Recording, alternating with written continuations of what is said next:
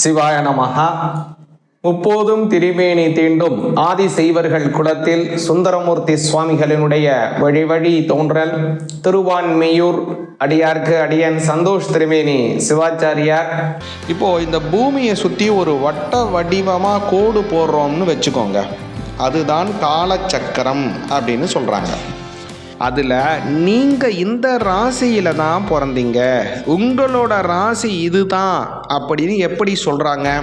வான்வெளி மண்டலத்தில் இந்த 0 டிகிரியில் இருந்து 30 டிகிரி வரை இருக்கக்கூடிய இடத்துல நிறைய நட்சத்திரங்கள் இருக்குது.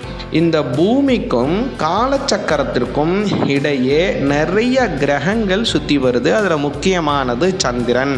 இப்படி முழுமையாக சுற்றி வரும்போது சந்திரன் ஒவ்வொரு ராசியையும் கடந்து போகுது. இப்போது உங்களுக்கு இன்னொரு சந்தேகம் வரலாம், அது என்ன முதல் பாதம், 2ஆம் பாதம், 3ஆம் பாதம், 4ஆம் பாதம்? அதனால் அந்த கேது தசைங்கிறது மிக மிக முக்கியமான தசை. ஆயில நட்சத்திரத்தில் பிறந்தவங்க அந்த தசையிலேருந்து தான் அவங்க தன்னை காலிலேயே தான் அவங்க நிற்கணுங்கிற ஒரு தன்மைக்கு அவங்க மாற ஆரம்பிப்பாங்க. இந்த சுக்கிர தசையை வாழ்க்கையில் பயன்படுத்தணும். இந்த சுக்கிர தசை தான் அவங்களுக்கு வாழ்க்கைக்குமான ஒரு பொன் பொருள் ஆபரணம்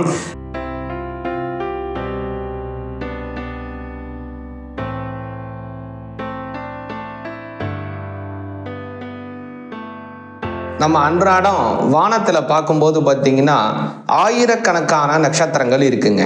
இந்த ஆயிரக்கணக்கான நட்சத்திரங்கள் இருந்தாலும் நமக்குன்னு ஒரு நட்சத்திரத்தை சொல்கிறாங்க. இது எப்படி? நம்ம இந்த நட்சத்திரம் அஸ்வினி நட்சத்திரம், பரணி நட்சத்திரம், இதே மாதிரி கிருத்திகை நட்சத்திரம் அப்படின்னு நமக்கு சொல்கிறாங்க. அதே மாதிரி ஒரு பொண்ணு பார்க்குறோம், பையனுக்கும் பொண்ணுக்கும் பொண்ணு பார்க்கும்போது உடனே ஃபோன் பண்ணும்போதே முதல்ல என்ன சொல்லுவாங்க? உங்கள் பையன் என்ன நட்சத்திரம் அல்லது உங்கள் பொண்ணு என்ன நட்சத்திரம் தான் கேள்வி முதல்ல கேட்டே ஆரம்பிக்கிறாங்க. இல்லை குழந்தைக்கு பிறந்திருக்குன்னு யாருக்கோ சொல்கிறோம், உடனே என்ன கேட்பாங்க? குழந்தை பிறந்திருக்கா? சந்தோஷம். என்ன நட்சத்திரத்தில் குழந்தை பிறந்தது அப்படின்னு கேட்குறாங்க. நம்ம ஒரு கோயிலில் போய் அர்ச்சனை பண்ணுறோங்க, ஏதோ ஒரு விஷயம் செய்கிறோம். அப்போ முதல்ல ஐயர் என்ன கேட்பார்? உன் பேர் என்ன, நட்சத்திரம் என்ன சொல்லுங்கன்னு கேட்பாங்க. இப்போது இது மாதிரி நட்சத்திரம் அப்படின்னா என்ன, இது எதற்காக நமக்கு இந்த நட்சத்திரம்னு சொல்கிறாங்க? இவ்வளோ கோடி நட்சத்திரங்கள் இருந்தாலும் இந்த குறிப்பிட்ட இந்த நட்சத்திரத்தை நமக்கு ஏன் ஸ்புடம் பண்ணுறாங்க அப்படிங்கிறத முதல்ல நமக்கு தெளிவாக பார்த்துப்போம். அது மட்டும் இல்லாமல் உங்களுக்கு இந்த நட்சத்திரத்தில் பிறந்தீங்கன்னா இதற்கு எப்படியான உங்களுடைய வாழ்க்கை பயணம் இருக்க போகுது, எதுலாம் நீங்கள் கவனமாக இருக்கணும் அப்படிங்கிறது ஒரு முழுமையான ஒரு டைரி மாதிரி இருக்கக்கூடியது இந்த பதிவுங்க. ஒவ்வொரு நட்சத்திரத்திற்கும் ஒரு பிரத்யேகமானது இது. அதனால் இதை கொஞ்சம் முழுமையாக பாருங்கள். கொஞ்சம் பார்க்குறது கடைசியில் பார்க்குறதுன்னு அப்படின்னு பார்க்காம முழுமையாக பாருங்க. அப்போதான் ஒவ்வொரு விஷயமும் உங்களுக்கு ஆணித்தனமாக புரியும். சிவாய நமஹ. நீங்கள் இந்த நட்சத்திரத்தில் தான் பிறந்தீங்க, உங்களோட நட்சத்திரம் இது அப்படின்னு எப்படி சொல்கிறாங்க? அதுக்கு முதல்ல உங்கள் ராசி இதுதான் அப்படின்னு எப்படி சொல்கிறாங்கன்னு பார்ப்போம். இப்போ பாருங்க, வான்வெளி மண்டலத்தில் பூமி ஒரு இடத்துல இருக்குது. இப்போது இந்த பூமியை சுற்றி ஒரு வட்ட வடிவமாக கோடு போடுறோம்னு வச்சுக்கோங்க. அதுதான் காலச்சக்கரம் அப்படின்னு சொல்கிறாங்க. இப்போது பூமியை சுற்றி வட்ட வடிவமான அந்த காலச்சக்கரம் இருக்குது. அதாவது 360 டிகிரி. ஒரு வட்டம்னாலே 360 டிகிரி. இதை 12 பகுதிகளாக பிரித்தோம் அப்படின்னா ஒவ்வொரு பகுதியும் 30 டிகிரி அப்படிங்கிற அளவுகோலில் வரும் இல்லைங்களா? அந்த 12 பிரிவுகளும் தான் 12 ராசி. இப்போது 0 டிகிரியிலிருந்து 30 டிகிரி வரை இருக்கக்கூடிய அந்த இடத்த மேஷராசின்னும், 30 டிகிரியிலேருந்து 60 டிகிரி வரை இருக்கக்கூடிய அளவில் ரிஷபராசி, அதனை தொடர்ந்து வரக்கூடிய அடுத்தடுத்த ராசி அப்படின்னு பேரை வச்சாங்க. சரி, இப்போது 12 ராசிகளை எப்படி பிரித்தாங்கன்னு பார்த்தோம். இப்போது அந்த ராசிகளுக்கு எப்படி பெயர் வச்சாங்கன்னு பார்ப்போம். நல்லா தெளிவாக கேளுங்க. 0 டிகிரியிலிருந்து 30 டிகிரி வரைக்கும் மேஷராசின்னு சொல்கிறோம். எப்படி அந்த பேரை வச்சாங்க? வான்வெளி மண்டலத்தில் இந்த 0 டிகிரியில் இருந்து 30 டிகிரி வரை இருக்கக்கூடிய இடத்துல நிறைய நட்சத்திரங்கள் இருக்கு. அந்த நட்சத்திரங்கள் எல்லாத்தையும் இணைச்சோம் அப்படின்னா, அதாவது ஒரு கோலத்தில் எப்படி புள்ளி எல்லாம் போட்டு அதில் நிறையா இணைச்சோம் அப்படின்னா அதில் நம்மளுக்கு ஒரு படம் கிடைக்குதோ, ஒரு ஃபிகர் கிடைக்குதோ, அதே போல் வானமண்டலத்தில் இருக்கக்கூடிய நட்சத்திரங்களை எல்லாம் இணைச்சோம் அப்படின்னா அது ஒரு ஆடு மாதிரி இருக்கு. 0 டிகிரிலேருந்து 30 டிகிரி வரை இருக்கிற இடத்துல. அதனால் அதுக்கு மேஷராசி அப்படின்னு பேர் வச்சாங்க. மேஷம் அப்படின்னா வடமொழியில் ஆடு அப்படிங்கிற பொருள். இப்படித்தான் அடுத்த 30 டிகிரியில இருந்து 60 டிகிரி வரை இருக்கும் உள்ள அந்த நட்சத்திரங்களை இணைக்கும் போது மாடு மாதிரியான உருவம் தருது. அதனால் அதுக்கு ரிஷபராசின்னு பேர் வச்சாங்க. ரிஷபம் அப்படின்னா காளை மாடு அப்படிங்கிற அர்த்தம். அப்படித்தான் 12 ராசிகளுக்கும் அது பார்ப்பதற்கு என்ன உருவத்தில் இருக்கிறதோ அந்த உருவத்தினுடைய பெயரையே பெயராக வச்சுட்டாங்க. சரி, இப்போ 12 ராசிகளை பிரித்து அதுக்கு பேர் வச்சோம் இல்லைங்களா? அதில் நீங்கள் இந்த ராசியில் தான் பிறந்தீங்க, உங்களோட ராசி இதுதான் அப்படின்னு எப்படி சொல்கிறாங்க அதையும் கொஞ்சம் நல்லா தெளிவாக பார்ப்போம். இப்போது இந்த பூமியை சுற்றி காலச்சக்கரம் இருக்குது இல்லையா? இந்த பூமிக்கும் காலச்சக்கரத்திற்கும் இடையே நிறைய கிரகங்கள் சுற்றி வருது. அதில் முக்கியமானது சந்திரன். இந்த சந்திரன் என்ன பண்ணுது அப்படின்னா இந்த காலச்சக்கரத்தை அப்படியே ஒரு தடவை சுற்றி வருவதற்கு சரியாக 27 நாட்கள் ஆகுதுங்க. இப்படி முழுமையாக சுற்றி வரும்போது சந்திரன் ஒவ்வொரு ராசியையும் கடந்து போகுது. அதாவது 27 நாளில் 12 ராசியையும் கடக்குது. இப்போ ஒரு குழந்தை எப்போ பிறக்குதோ அப்போ இந்த சந்திரன் எந்த ராசியை கடக்கிறதோ அதுதான் அந்த குழந்தையுடைய ராசி. உதாரணமாக சொல்கிறேன் கேளுங்க. ஒரு குழந்தை பிறக்கும் போது அந்த 12 ராசிகளாக பிரிச்சிருக்கோம் இல்லைங்களா காலச்சக்கரத்தை.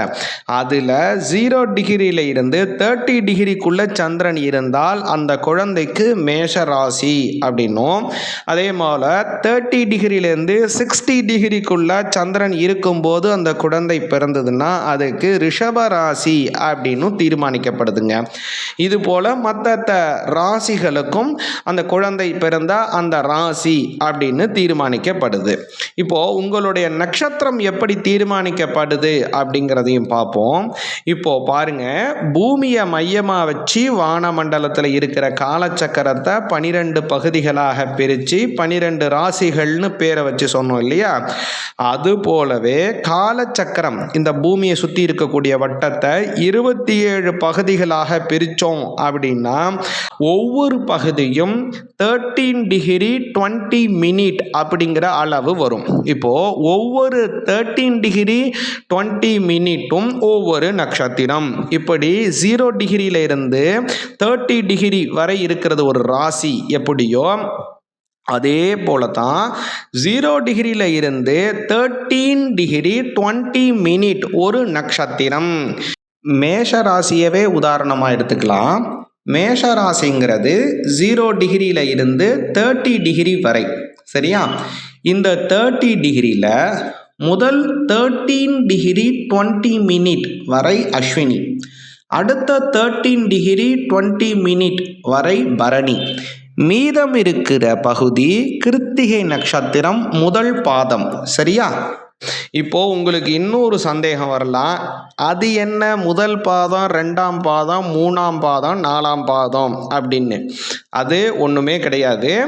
நல்லா இந்த படத்தை பாருங்கள், உங்களுக்கு தெளிவாக புரியும். மேஷ ராசியவே உதாரணமாக எடுத்துக்கலாம். மேஷ ராசிங்கிற 0 டிகிரியிலிருந்து 30 டிகிரி வரை. சரியா? இந்த 30 டிகிரியில இருந்து முதல் 13 டிகிரி 20 மினிட் வரை அஸ்வினி நட்சத்திரம். இதில் இந்த அஸ்வினி அப்படிங்கிறது அஸ்வினி 1, 2, 3, 4 பாதங்களையும் சேர்த்து தான் அஸ்வினி நட்சத்திரம். அதாவது அஸ்வினி நட்சத்திரத்தோட 0 டிகிரியில இருந்து 13 டிகிரி 20 மினிட் வரை உள்ள பகுதியை 4 பகுதிகளாக பிரித்தோம் அப்படின்னா அதுதான் ஒவ்வொரு பாதம். 0 டிகிரியில் இருந்து 13 டிகிரி 20 மினிட் வரை உள்ள பகுதியை 4ஆக பிரிக்கும் போது முதல் பகுதியை அஸ்வினி முதல் பாதம் என்றும், இரண்டாம் பகுதியை அஸ்வினி இரண்டாம் பாதமாகவும், மூன்றாம் பகுதியை அஸ்வினி மூன்றாம் பாதமாகவும், நான்காம் பகுதியை அஸ்வினி நான்காம் பாதமாகவும் பிரிக்கிறோம். இப்போ உங்களுக்கு தெளிவாக புரியுதா? மேஷ ராசியில் அஸ்வினியோட 4 பாதங்களும் பரணியோட 4 பாதங்களும் கடைசியாக இருக்கிற பகுதி கிருத்திகையோடைய முதல் பாதமும் வருது. ஆக மேஷ ராசி 2.25 நட்சத்திரமாக பிரியுது. இதே போலத்தான் வானமண்டலத்தில் இருக்கிற காலச்சக்கரம் 27 நட்சத்திரங்களாக பிரிக்கப்படுது. மற்ற ராசிகளிலும் அந்தந்த நட்சத்திரங்களை பிரிக்கப்படுது. சரி, நீங்கள் இந்த நட்சத்திரத்தில் தான் பிறந்தீங்க அப்படிங்கிறத எப்படி சொல்கிறாங்க அப்படின்னா, ஏற்கனவே நம்ம ராசி எப்படி ஒருத்தவங்களுக்கு தீர்மானித்தோமோ, அதாவது நீங்கள் பிறக்கும்போது சந்திரன் எந்த ராசியில் இருக்கும் அதுதான் உங்களுடைய ராசி அப்படின்னு சொன்னோம் இல்லைங்களா? அதே போல் நீங்கள் பிறக்கும்போது வானமண்டலத்தில் காலச்சக்கரத்தில் சந்திரன் எந்த நட்சத்திர மண்டலத்தில் இருக்கிறதோ அதுதான் உங்க நட்சத்திரம். காலச்சக்கரத்தில் 27 நட்சத்திர மண்டலமாக பிரிச்சிருக்கோம் இல்லையா? இந்த 27 நட்சத்திர மண்டலத்தில் நீங்க பிறக்கும் போது சந்திரன் எந்த நட்சத்திரம் வழியாக போய்கொண்டிருக்கிறதோ அதுதான் உங்களுடைய நட்சத்திரம். உதாரணமாக சொல்றோம் அப்படின்னா, நீங்க பிறக்கும் போது சந்திரன் மேஷ ராசியில 20 டிகிரியில இருக்கு அப்படின்னு வச்சுப்போம். அப்போ உங்களுக்கு பரணி நட்சத்திரம் வரும். இப்படித்தான் உங்களோட ராசியும் நட்சத்திரமும் தீர்மானிக்கப்படுகிறது, பாதமும் தீர்மானிக்கப்படுகிறது. சரி, வாங்க உங்க நட்சத்திரத்தை பற்றியும் அந்த நட்சத்திரத்தினுடைய பலன்களை பற்றியும், எதை செய்தால் உங்கள் நட்சத்திரத்திற்கு அதீதமான நன்மை கிடைக்கும் அப்படிங்கிறதையும் கொஞ்சம் விரிவாக பார்ப்போம். ஆயில்ய நட்சத்திரமாகிய உங்கள் நட்சத்திரத்தை பற்றி இப்போது தெளிவாக பார்ப்போங்க. ஆயில்ய நட்சத்திரம் அப்படிங்கிறது ரொம்ப சிறப்பு வாய்ந்த நட்சத்திரம். அதிகப்படியான நல்ல ஆளுமை கொண்ட ஒரு நட்சத்திரம் ஆயில்யம்.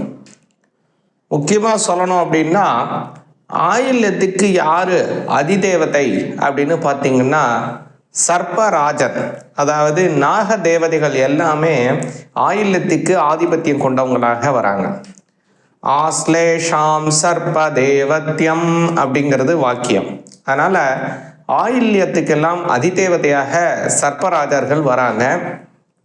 பொதுவாகவே ஆயில்ய நட்சத்திரம் இந்த கடக ராசியில பிறந்தவங்க பார்த்தீங்க அப்படின்னா ரொம்ப ஒரு நேர்த்தியாகவும் அவங்களுக்குன்னு இருக்கக்கூடிய செயலில் முழுமையான அவங்களுடைய திறனை வெளிப்படுத்தி செயலாக்குறாங்களாகவும், அது குடும்பமாகட்டும் அல்லது அவங்க வேலை செய்கிற இடமாகட்டும் அல்லது ஏதோ ஒரு தொழில் செய்கிற இடமாகட்டும், சமூகத்தில் உறவாகட்டும், உறவினர்கள் ஆகட்டும், எல்லார்கிட்டையுமே அவங்களுடைய பங்களிப்பை எப்படி செய்யணுமோ அதை முழுமையாக செய்கிறவங்களாக இருப்பாங்க ஆயில்ய நட்சத்திரக்காரங்க.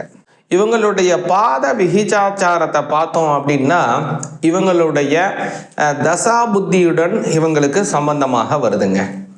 முக்கியமாக சொல்லணும்னா, இவங்களுக்கு பிறக்கும் போது புதன் தசையில் பிறக்கிறாங்க. பொதுவாகவே புதன் தசை அப்படிங்கிறது 17 வருடங்கள் உள்ளது புதன் தசை. இந்த புதன் தசை கர்ப்ப செல் எவ்வளவு போகின்றதோ அதை வைத்து தான் இவங்களுக்கு பாதம் நிர்ணயம் படும், அல்லது பாதம் நிர்ணயத்தை வைத்து தான் அந்த தசாபுத்தி எவ்வளோ இருக்குங்கிறத நாம் நிர்ணயம் பண்ண முடியும். இப்போ உங்களுக்கு உதாரணமாக சொல்லணும் அப்படின்னா, ஆயில்ய நட்சத்திரத்தில் பிறந்தவங்க, அதாவது 12 வருடம் 9 மாதத்திற்கு மேல் அவங்களுடைய தசா புத்தி இருப்பு இருக்கு அப்படின்னா, அந்த புதன் தசை இருக்குங்க, 12 வயசு 9 மாசத்துக்கும் மேல 17 வருஷத்துக்குள்ள இருக்கு அப்படின்னா அவங்க புதன் தசையிலுடைய முன்பகுதியிலே பிறக்கிறதுனால ஆயில்ய நட்சத்திரம் முதல் பாதத்தில் அவங்க பிறந்திருப்பாங்க. அதே மாதிரி ஆயில்ய நட்சத்திரம் 2ஆம் பாதம் அப்படிங்கிறது 8 வருடம் 6 மாதத்திலிருந்து 12 வருடம் 9 மாதம் இதுக்குள்ள அவங்க பிறந்திருந்தாங்கன்னா ஆயில்ய நட்சத்திரம் 2ஆம் பாதத்துல வருவாங்க.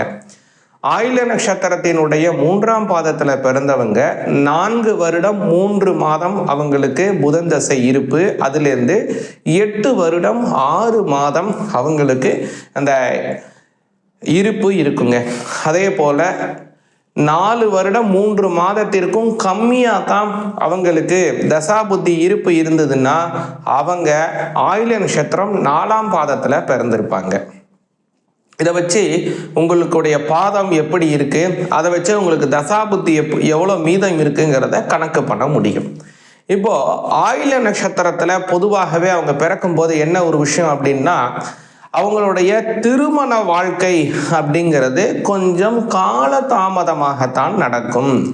பெரும்பாலான ஆயில்ய நட்சத்திரத்துக்கு உண்டான ஒரு விஷயம்.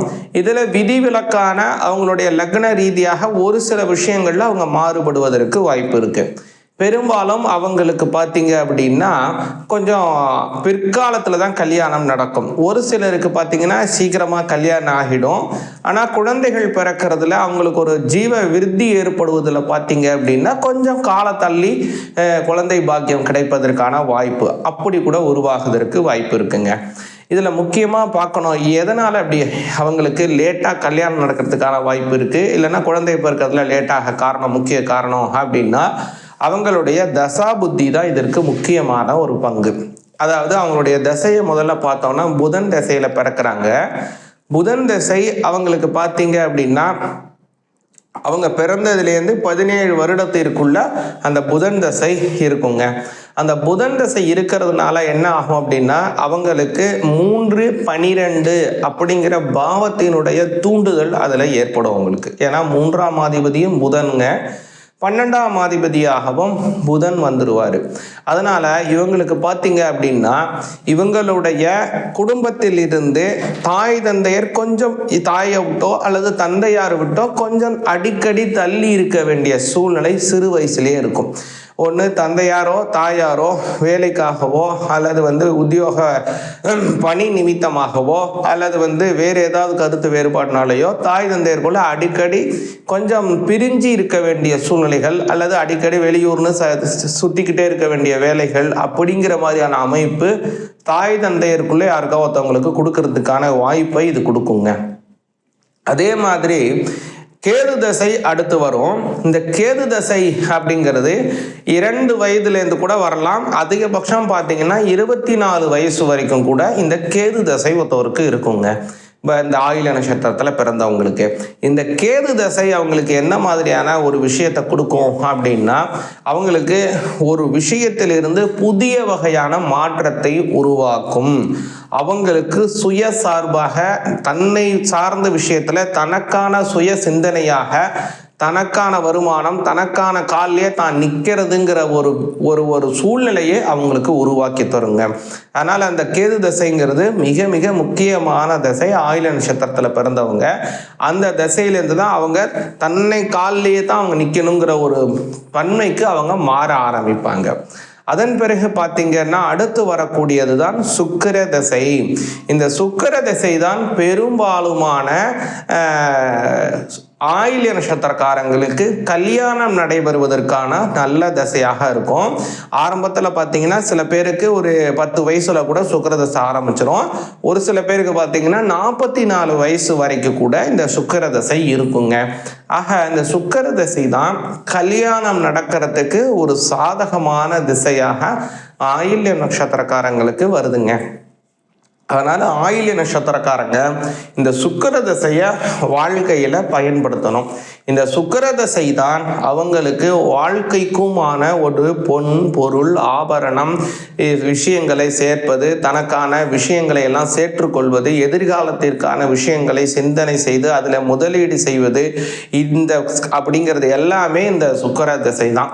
அதனால் அந்த சுக்கிர தசையை அதில் வரக்கூடிய வருமானத்தை நீங்கள் கரெக்டாக செலவு பண்ணணும், கரெக்டாக முதலீடு செய்யணும், கரெக்டாக நீங்கள் பண்ணணும். இதில் உங்களுடைய பொருள் வரவுகளை நிர்வாகம் செய்வதில் கரெக்டாக இருந்தீங்க அப்படின்னா ரொம்ப நல்லா இருக்கும். வாழ்க்கைக்கும் நீங்கள் கஷ்டப்படாமல் வாழ்வதற்கான வாய்ப்பை இது உருவாக்கி தரும். நல்ல சுபிக்ஷத்தை ஏற்படுத்தி தரும். இன்னொரு முக்கியமான விஷயம் என்ன அப்படின்னு பார்த்தீங்க அப்படின்னா, ஆயில்ய நட்சத்திரத்தில் பிறந்தவங்களுடைய வாழ்க்கை துணைவர் இருக்காங்க இல்லைங்களா, அவங்களுக்கு இவங்களுடைய 7ஆம் அதிபதியாகவும் அஷ்டம ஸ்தானாதிபதியாகவும் சனி பகவான் வருவார். அதனால குறிப்பாகவே ஆயில்ய நட்சத்திரத்தினுடைய துணைவர், அவங்களுடைய வாழ்க்கை துணைவருக்கு இவங்களுடைய ஜாதக ரீதியாக அவங்களுக்கு சில உடல் உபாதைகள் ஏற்பட வாய்ப்பு இருக்கு. ஒரு சில இடத்துல மட்டும்தான் அவங்களுடைய ஜாதக ரீதியாக சில விஷயங்கள் மாறுவதனால அவங்களுக்கு வராது. அதிகமான 90% இடத்துல பார்க்கும்போது என்ன அப்படின்னா, ஆயில்ய நட்சத்திரக்காரங்களுடைய வாழ்க்கை துணைவருக்கு சில உடல் உபாதைகள் வருவதற்கு வாய்ப்பு ரொம்ப அதிகமாக இருக்குங்க. இது எது சம்பந்தப்பட்டமான உடல் உபாதை அவங்களுக்கு அதிகமாக வரும் அப்படின்னு பார்த்தீங்கன்னா, எலும்பு சம்பந்தப்பட்டது அல்லது தோல் சம்பந்தப்பட்டது, பல்லு சம்பந்தப்பட்டது, அதே மாதிரி இல்லைன்னா ஜெனட்டிக்கான சில விஷயங்கள், இந்த மாதிரியான சில உடல் உபாதைகள் ஆயில்ய நட்சத்திரக்காரங்களுடைய வாழ்க்கை துணைவருக்கு வருவதற்கு வாய்ப்பு இருக்கு. அதனால இந்த சுக்கிர தசையில நீங்க எவ்வளவு தூரம் சாமியை கும்பிடுறீங்களோ அவ்வளவு தூரம் உங்களுக்கும் உடல் ஆரோக்கியம், உங்களுடைய வாழ்க்கை துணைவருக்கும் அது நல்ல உடல் ஆரோக்கியத்தை கொடுக்கும். அதுக்கு என்ன பண்ணணுங்கிறத தெளிவா சொல்றேங்க. அதனால இந்த சுக்கிர தசை உங்களுக்கு அமோகமான நல்ல தசையாக வருதுங்க. பொதுவாகவே இந்த ஆயில்ய நட்சத்திரக்காரங்களுக்கு சுக்கிர தசை அப்படிங்கிறது 11ஆம் பாவத்திற்கு உண்டான தசையாக இருக்கும். லாபஸ்தானம் இல்லைங்களா, அதனால லாபத்தை கொஞ்சம் அதிகமாகவே கொடுக்கும் உங்களுக்கு இந்த சுக்கிர தசை. இருந்தாலும் ஒரு சில பேருக்கு பார்த்தீங்கன்னா அந்த 20 வயசு 25 வயசுக்கு மேலே தான் அந்த சுக்கிர தசை ரொம்ப அமோகமான ஒரு பலனை கொடுக்கும்.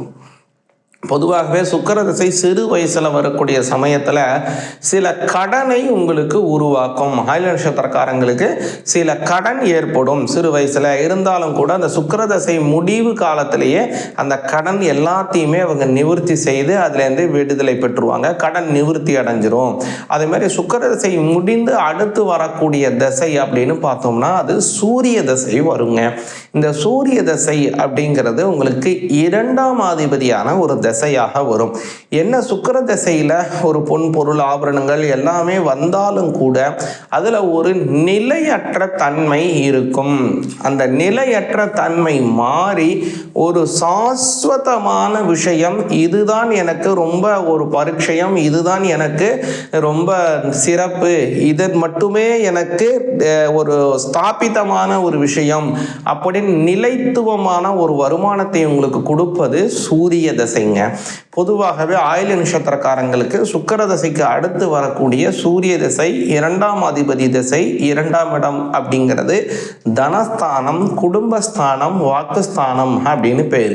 அதனால இந்த இடத்திற்கு ஆதிபத்தியம் கொண்ட சூரியனுடைய தசை உங்களுக்கு வரும். குறிப்பா சொல்லணும்னா அது 29 வயசிலிருந்து 50 வயது இதுக்குள்ள அந்த சூரிய தசை வருவதற்கு வாய்ப்பு இருக்குங்க. குறைஞ்சபட்சம் 29 வயசுக்கு மேல தான் வரும்.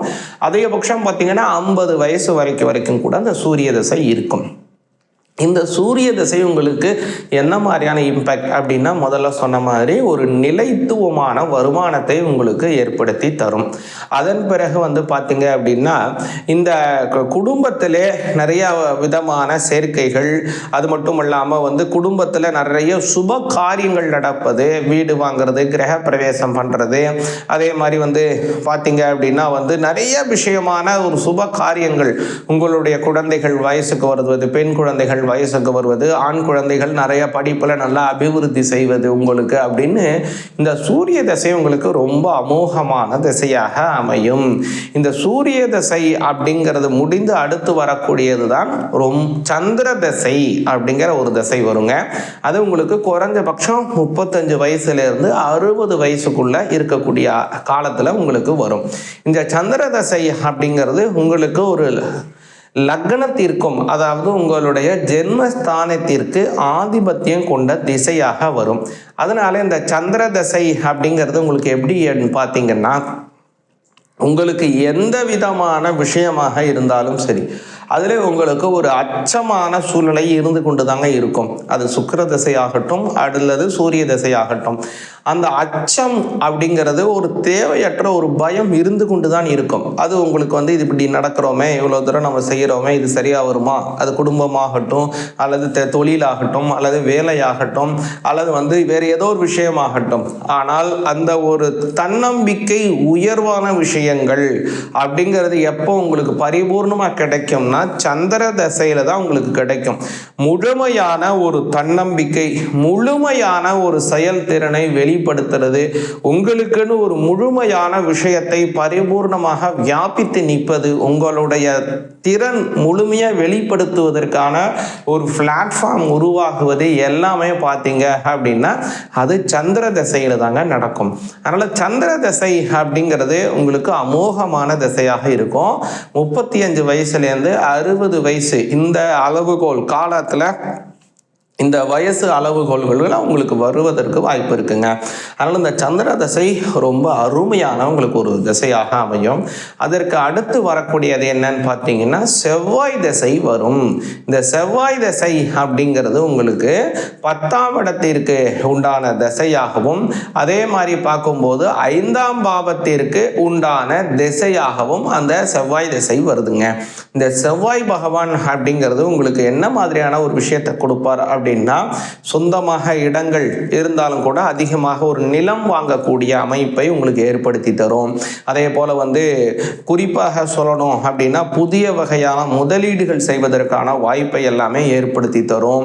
அதே மாதிரினா இந்த செவ்வாயினுடைய திசைங்கிறது குறைஞ்சபட்சம் 45 வயசுலேருந்து அதிகபட்சம் 67 வயசு உங்களுக்கு இந்த அளவில் உங்களுக்கு செவ்வாயினுடைய திசை ஆரம்பித்து முடிஞ்சிடும்.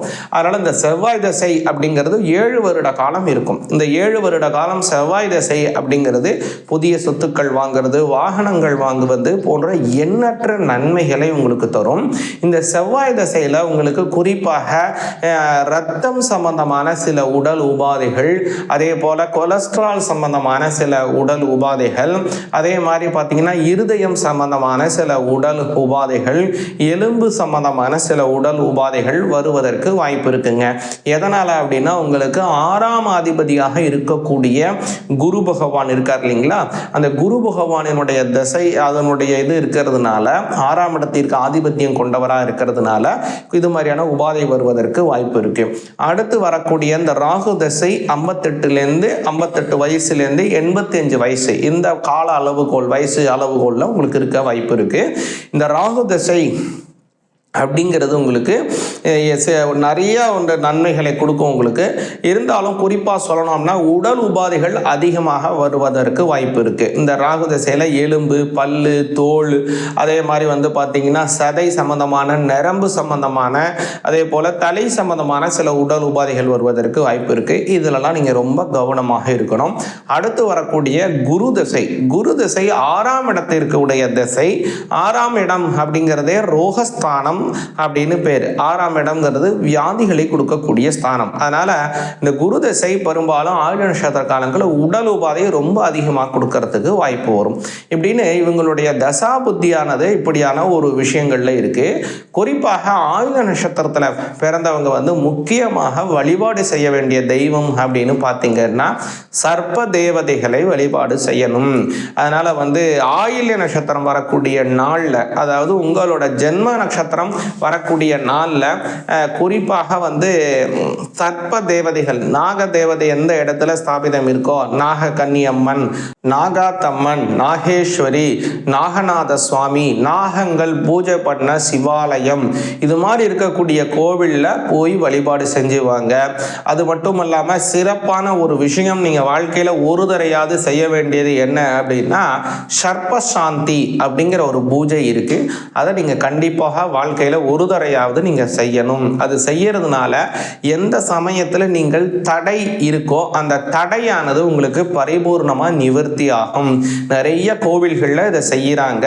உங்களுடைய இல்லத்தில் தனித்துவமாக செய்யறீங்கன்னா அதுக்கு பொருளாதார ரீதியாக கொஞ்சம் செலவுகள் அதிகமாக ஆகும். அதனால் குறிப்பாக சொல்லணும் அப்படின்னா கேரளாவில் கண்ணூர் மாவட்டம் பெரளശ്ശേരി அப்படிங்கிற ஒரு பெரிய க்ஷேத்திரம் இருக்குது. முருகப்பெருமானுடைய சுப்பிரமணிய க்ஷேத்திரம் அது. அந்த க்ஷேத்திரத்தில் ஒவ்வொரு ஆயில்ய நட்சத்திரம் வரக்கூடிய நாள்லையும் சர்ப்பசாந்தி இதை பிரமாதமாக செய்கிறாங்க. அற்புதமாக அவங்களுக்குன்னு இருக்கக்கூடிய பரசுராம கல்பசாஸ்திரத்தினுடைய வகிதாச்சாரத்தில் அவங்க அதை விதிப்படி அவங்க செய்கிறாங்க. அதனால் அந்த முடிந்தவங்க ஆயில்ய நட்சத்திரம் வரக்கூடிய நாளில் அந்த கோவிலில் போய் வழிபாடு செஞ்சுட்டு வாங்க. ரொம்ப நல்ல பலன் உங்களுக்கு பரிபூர்ணமாக கிடைக்கும். சிவாய நமः.